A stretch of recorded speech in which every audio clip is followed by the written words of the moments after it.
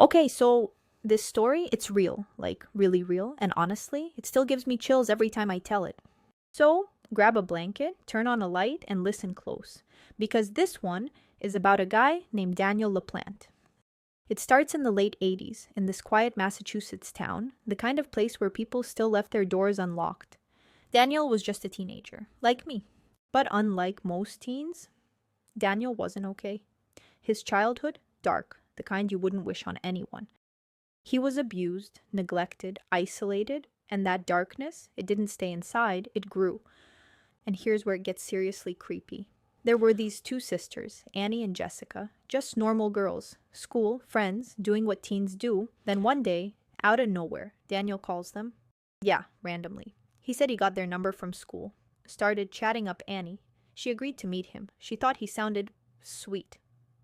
But when she saw him in person, he wasn't what she expected. Awkward, intense. She got a bad vibe, so she cut it off. Not long after, weird stuff started happening in their house. Objects moved, items disappeared.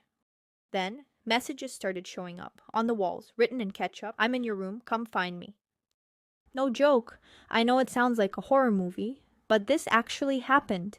Turns out, Daniel had been living in the walls of their house. In the walls. He had found crawl spaces, tunnels. He'd been sneaking around for weeks, watching them, messing with them, pretending to be the ghost of their dead mom. I know, it's seriously messed up. The police finally caught him, thank everything, and the family moved out. But that wasn't the end.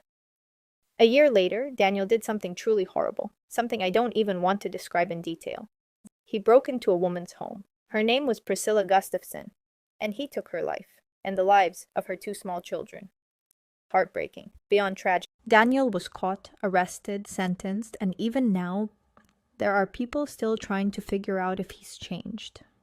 But the truth, some scars never really heal.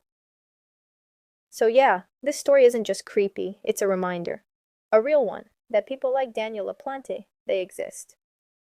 And sometimes, the scariest stories are the ones that actually happened. Stay safe out there, okay? And always check the walls.